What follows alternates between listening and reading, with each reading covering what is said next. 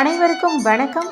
இந்த பதிவில் நம்ம எதை பற்றி பார்க்க போகிறோன்னு தெரிஞ்சுக்கிறதுக்கு முன்னாடி மறக்காமல் நம்ம சேனலை சப்ஸ்கிரைப் பண்ணிக்கோங்க.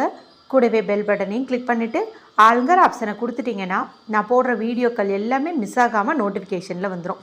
இந்த பதிவு ரொம்ப ரொம்ப முக்கியமான பதிவு அப்படின்னே சொல்லலாங்க. எதை பற்றிய பதிவு அப்படின்னு பார்த்திங்கன்னா, இன்றைக்கி பிப்ரவரி மாதத்தின் 12ஆம் தேதி, தை மாதத்தின் 30ஆம் தேதி, நிறைஞ்ச புதன்கிழமைங்க. பொன் கிடைச்சாலும் புதன் கிடைக்காது அப்படின்னு சொல்லுவாங்க. மேலும் புதன்கிழமை அப்படிங்கிறது பெருமாள் வழிபாட்டிற்கும் அவரை அதிதேவதையாக கொண்ட புதன் பகவான் வழிபாட்டிற்கும் ஏற்ற ஒரு நாளாக கருதப்படுது. இந்த நாளை கூடுதல் சிறப்பு சேர்க்கும் விதமாக தை மாதத்திற்குண்டான பௌர்ணமி திதியானதும் இன்றைக்கி நமக்கு இருக்குதுங்க. இந்த பௌர்ணமி திதியானது நேற்று இரவு 7:51 அப்படிங்கும்போதே தொடங்கிடுச்சு. இது பார்த்திங்கன்னா இன்று இரவு 8:12 வரைக்கும் இருக்குது. அதுவும் புதன்கிழமை நாளில் வரக்கூடிய பௌர்ணமி திதி அப்படிங்கிறது ரொம்ப ரொம்ப விசேஷமான பலன்களை கொடுக்கக்கூடியது அப்படின்னே சொல்லலாம். மேலும் இது பார்த்திங்கன்னா தை மாதத்தின் கடைசி நாளாகவும் நமக்கு அமைஞ்சிருக்குது. ஒரு மாதத்தின் முதல் நாள் எந்த அளவுக்கு முக்கியமோ அதே போல தான் அதனுடைய நிறைவு நாளையும் நம்ம சொல்லுவோம். இவை தாண்டி இன்னொரு சிறப்பும் இந்த நாளில் இருக்குது. இன்றைக்கி பார்த்திங்கன்னா 3 அப்படிங்கிற சேர்க்கை அமைஞ்சிருக்குது. இந்த 3ங்கிற நம்பர் பார்த்திங்கன்னா குரு பகவானுக்கு உகந்த ஒரு நம்பருங்க. இது எப்படி இங்கே அமைஞ்சிருக்கு அப்படின்னு பார்த்திங்கன்னா, இன்று தேதி 12, இதனுடைய கூட்டுத்தொகை 1+2ன்னு ஆட் பண்ணும்போது நமக்கு 3 அப்படிங்கிற நம்பர் கிடைக்குது. அடுத்ததாக தமிழ் தேதி பார்த்திங்கன்னா 30, இதில் வரக்கூடிய அந்த 3ஐயும் 0ஐயும் ஆட் பண்ணிங்கன்னா உங்களுக்கு 3 அப்படின்னு கிடைக்குது. அப்போ 3 அப்படிங்கிற சேர்க்கை இங்கே நமக்கு அம்சமாக அமைஞ்சிருக்குது. இந்த பதிவில் நம்ம பௌர்ணமி அன்று செய்யக்கூடிய முழுக்க பணவரவு, அது கூட தங்க நகை சேர்வதற்குண்டான ஒரு எளிய தாந்திரீக பரிகாரம் தான் செய்ய போகிறோம். ரொம்ப ரொம்ப பவர்ஃபுல்லான பரிகாரம்.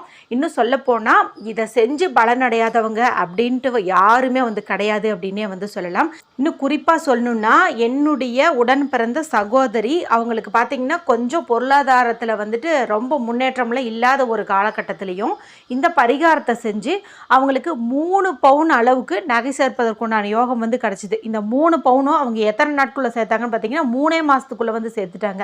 நீங்கள் நினச்சி பாருங்கள், இப்போ பவுன் ஏறிட்டு இருக்கிற இந்த வேகத்தில் 3 பவுனுங்கிறது சாதாரண விஷயமே கிடையாது. கிட்டத்தட்ட 1,80,000 கிட்ட வருது. அந்த காசே இல்லாத அவங்க எப்படி இந்த 1,80,000 ரூபாய்க்கு நகை வாங்கினாங்க அப்படின்னு நீங்களே யோசிச்சு பாருங்கள். அவங்களுடைய உழைப்பையும் கொடுத்தாங்க, இருந்தாலும் நகை சேர்த்தணும் அப்படிங்கிறதுக்காக இந்த பரிகாரத்தையும் செஞ்சு அவங்களுக்கு நல்ல ரிசல்ட் கிடச்சிருந்தது. அதனால் ஆல்ரெடி டெஸ்ட் பண்ண ப்ரூஃப் பண்ண ஒரு அற்புதமான பரிகாரம் தான் இதில் நீங்கள் தெரிஞ்சுக்க போகிறீங்க. மேலும் இது இந்த பௌர்ணமி நாளில், புதன்கிழமை நாளில், குருவுக்குரிய சேர்க்கை கொண்ட நாளில் நம்ம செய்கிறோங்கும் போது நிச்சயமாக நமக்கு கை மேலே பலன் கொடுத்துரும் அப்படின்னே சொல்லலாம். இந்த பரிகாரம் செய்கிறதுக்கு ஏதாவது ரூல்ஸ் இருக்கான்னு கேட்டிங்கன்னா, சுத்தமாக இருக்கக்கூடிய பெண்களாக இருந்தீங்கன்னா பூஜை அறையில் ஒரு தீபம் ஏற்றி வச்சுட்டு மகாலட்சுமி தாயாரையும் இன்றைய நாளுக்கு உண்டான பெருமாளையும் புதன் பகவானையும் சந்திர பகவானையும் மனதார வேண்டிக்கிட்டு இந்த பரிகாரத்தை நீங்கள் செய்யலாம். பீரியட்ஸ் டைமில் இருக்கிறவங்க நான் மேலே சொன்ன தெய்வங்களை மனதுக்குள்ளறையே வேண்டிக்கிட்டு இந்த பரிகாரத்தை நீங்கள் செய்யுங்க. எந்த நேரத்தில் இந்த பரிகாரத்தை செய்யணும் அப்படின்னு கேட்டிங்கன்னா, எந்த நேரத்தில் வேணாலும் செய்யலாங்க. ஆனால் ராகு காலம் யமகண்டத்தை மட்டும் நீங்கள் ஸ்கிப் பண்ணிவிடுங்க. ராகு காலம் அப்படிங்கிறது இன்று மதியம் 12 மணியிலிருந்து 1:30 இடையே உள்ள நேரத்தில் வரும். யமகண்ட நேரம் அப்படிங்கிறது பார்த்திங்கன்னா காலை 7:30 9 மணிக்கு இடையே உள்ள நேரம். இப்போ அந்த நேரம் போயிருக்கும். நீங்கள் ராகு காலத்தை மட்டும் ஸ்கிப் பண்ணிவிட்டு மற்ற எந்த நேரத்தில் வேணாலும் இந்த பரிகாரத்தை செய்யலாம். முடிஞ்ச அளவுக்கு இன்று மதியம் 1 மணியிலிருந்து 2 மணிக்கு இடையே உள்ள நேரத்தையும் இரவு 8 to 9 மணிக்கு இடையே உள்ள நேரத்துலையும் நமக்கு புதன் ஹோரை இருக்குது. அந்த நேரத்தில் இந்த பரிகாரம் செய்கிறதுக்கு முயற்சி பண்ணுங்கள். இல்லைன்னா உங்களுடைய விருப்பம், நீங்கள் எப்படி வேணாலும் பண்ணிக்கலாம். சரி, இதுக்கு தேவையான பொருட்கள் என்ன, இது எப்படி செய்யணும் அப்படிங்கிறது பார்த்துடலாம். இதுக்கு நமக்கு தேவையானது ஒரு வெள்ளை நிறத்தில் இருக்கக்கூடிய காட்டன் கிளாத்தோ அல்லது பட்டு துணின்னு சொல்லுவாங்க, வெல்வெட் கிளாத்து, அது மாதிரி ஏதாவது ஒன்று நீங்கள் எடுத்துக்கோங்க. இது வரைக்கும் யூஸ் பண்ணாத புதுசாக இருக்கிறது நீங்கள் எடுத்துக்கிட்டிங்கன்னா பரவாயில்ல. ஏதாவது பழைய காட்டன் வேஸ்ட்டு யூஸ் பண்ணாமல் வச்சுருக்கீங்க அப்படிங்கும்போது அதை கூட நீங்கள் கொஞ்சம் சதுர வடிவில் கட் பண்ணி வச்சுக்கலாம். ப்யூர் ஒயிட்டாக இருக்கிற மாதிரி பார்த்துக்கோங்க.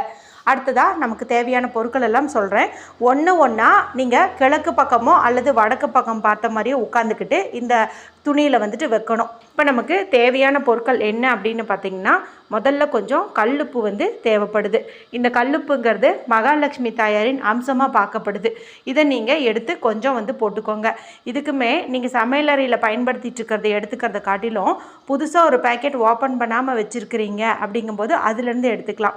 இல்லைன்னா பூஜை அறையில் பரிகாரத்துக்குன்னு தனியாக வந்து கல்லுப்பு வாங்கி வைப்பாங்க. அந்த மாதிரி வச்சுருந்தீங்கன்னா அதுலேருந்துட்டு நீங்கள் எடுத்துக்கலாம். ஒரு கைப்பிடி அளவுக்கு எடுத்து நல்லா அழுத்தம் கொடுத்து பிடித்து இதை வந்து அந்த துணியில் வந்து போட்டுக்கோங்க. அடுத்ததாக நமக்கு தேவைப்படுறது அப்படின்னு பார்த்திங்கன்னா, ₹1 நாணயம் வந்து தேவைப்படுது. இந்த ₹1 மகாலட்சுமி தாயாரின் அம்சம் பொருந்திய ஒரு நாணயமாக பார்க்கப்படுது. நம்ம இந்த பரிகாரம் வந்து எதற்காக செய்கிறோன்னா, பணமும் சேரணும், நகையும் சேரணும் அப்படிங்கிறதுக்காக தான். அதனால் ₹1 வந்து நம்ம வைக்கணும். பரிகாரம் செய்கிறதுக்கு முன்னாடி இது நல்லா கழுவிட்டு நல்லா காட்டன் கிளாத்தில் தொடச்சிட்டு அதுக்கப்புறமே இதில் வந்துட்டு வைங்க. அடுத்து நமக்கு தேவைப்படுறது அப்படின்னு பார்த்திங்கன்னா, 2 ஏலக்காய் வந்து தேவைப்படுது. விதைகளெல்லாம் வெளியில் தெரியாத மாதிரி நல்ல ஏலக்காயாக நீங்கள் 2 வந்துட்டு எடுத்துக்கோங்க. அடுத்தது 2 கிராம்பு, நல்ல மொட்டோடு இருக்கிற மாதிரி முழு கிராம்பாக நீங்கள் 2 கிராம்பு எடுத்துக்கோங்க. இது கூட கொஞ்சம் சோம்பு, பெருஞ்சீரகம்னு சொல்லுவோம் இல்லையா, பச்சை நிறத்தில் இருக்கும், இதை வந்துட்டு கொஞ்சம் வந்து நீங்கள் போட்டுக்கோங்க. அடுத்ததாக நமக்கு தேவைப்படுறது ஒரு சிறு துண்டு பச்சை கற்பூரம்.